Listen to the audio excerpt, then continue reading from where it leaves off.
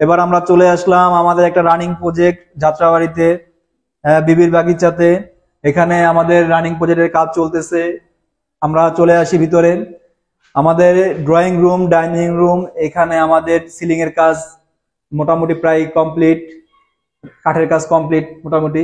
আর এখানে round ceiling আছে, border ceiling আছে, প্লাস সিএনসি কাটিং আছে এটার ভিতরে, প্লাস ডাইনিং রুমের স্পেসের ভিতরে এখানেও মোটামুটি কাজ দাঁড়িয়ে গেছে। এবং মাঝখানে আমাদের একটা ডিজাইন আছে, ডিজাইনটা আমরা এখানে এই যে কেটে রাখছি, এখনো পর্যন্ত এটা ঝুলানো হয়নি। এটা কাটার লাগানোর পরে তারপর এটা আমরা আবার আপনাদের কাছে নিয়ে আসব।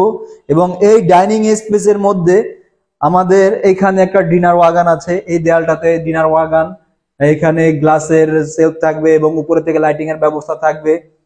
এবং এই সাইডে একটা ফ্রিজের ব্যবস্থা করে দিয়েছি আমরা। আর এখানে আমাদের ডাইনিং এবং ড্রয়িং এর মাঝখানে একটা পার্টিশন আছে, লোভার পার্টিশন। লোভার পার্টিশনটা এখনো কাজ শুরু হয়নি। এবং এখানে আমাদের টিভি ইউনিটটা আমরা করতে যাচ্ছি ড্রয়িং রুমে। এখানে বড় আকারের একটা টিভির যেই প্যানেলিং হবে, প্যানেলিং করবো, এটার ভিতরে লাইটের ব্যবস্থা আছে, এই জন্য আমরা এখানে তার টেনে রাখছি। এবার আমরা চলে আসি মাস্টার বেডরুমে।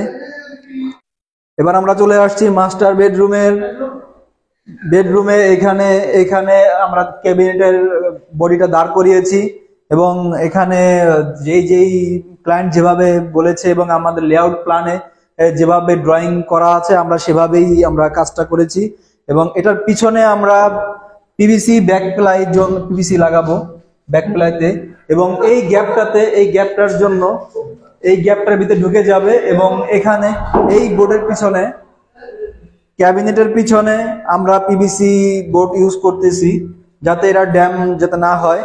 আর এই মাস্টার বেডে আরো একটা কাজ আছে আমাদের, এখানে একটা টিভি ইউনিট আছে, অনেক বড় একটা টিভি ইউনিট, এবং টিভি প্যানেল আছে, নিচে বক্স হবে এবং সাইড দিয়ে একটা বক্স করা হবে। এবং লাইটিং এর, এটা পুরো লাইটিং এর ব্যবস্থা আছে। এবার আমরা চলে যাচ্ছি গার্লস বেডরুমের আমরা এখনো পর্যন্ত পুরো কাজ শেষ করতে পারিনি। এবং এটা শুধু আমরা ক্যাবিনেটের বডিটা দাঁড় করিয়েছি। এখানে অনেক কোবলা আছে, এই কোবলার ভিতরে আমরা অনেক সুন্দর করে একটা ডিজাইন তৈরি করেছি। এখানে আমরা রাউন্ড শেপ করে দিয়েছি এবং উপরটাকে আমরা পাল্লা করে দিয়েছি। ক্লায়েন্টের মনের মতো করে আমরা ডিজাইনটা করেছি, উনি যেভাবে বলেছে। আবার আমাদের যে আর্কিটেক্ট যারা আছে এরা ডিজাইন যেভাবে করে দিয়েছে সেভাবে আমরা এটাকে দাঁড় করিয়েছি।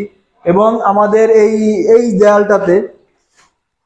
দেয়ালটাতে আমাদের একটা ড্রেসিং ইউনিট আছে, মিরর গ্লাস, সাইড দিয়ে লাইটিং এর ব্যবস্থা আছে। এটা এখন আমরা কাজ শুরু করতে পারিনি, আমরা একটা কাজ শুরু করছি, তো এই জন্য একটু সময় লাগছে।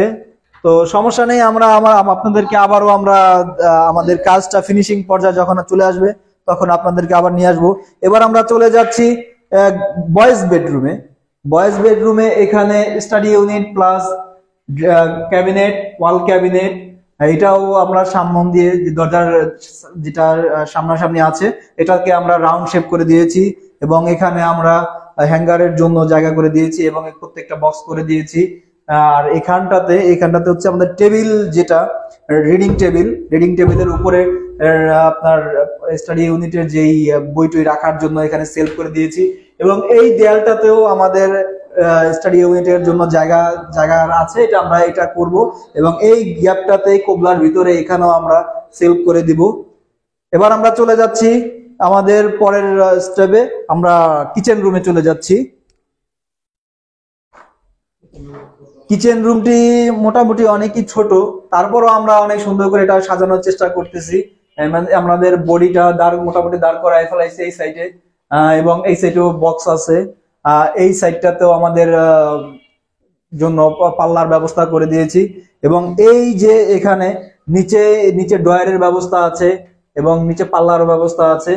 আর ঠিক এটা পিছন সাইডে এখানে আমরা এখানে কাটার জন্য এখানেও ব্যবস্থা করে দিয়েছি। এবং এটা পুরোটাই পাল্লা হবে এবং এটার উপরে গ্লাসের পাল্লা করে দেওয়া হবে, অথবা যদি ক্লায়েন্ট চায় যে ওটা পুরাটাই পাল্লা সিস্টেম করে দিব তো আমরা এটা করে দিব।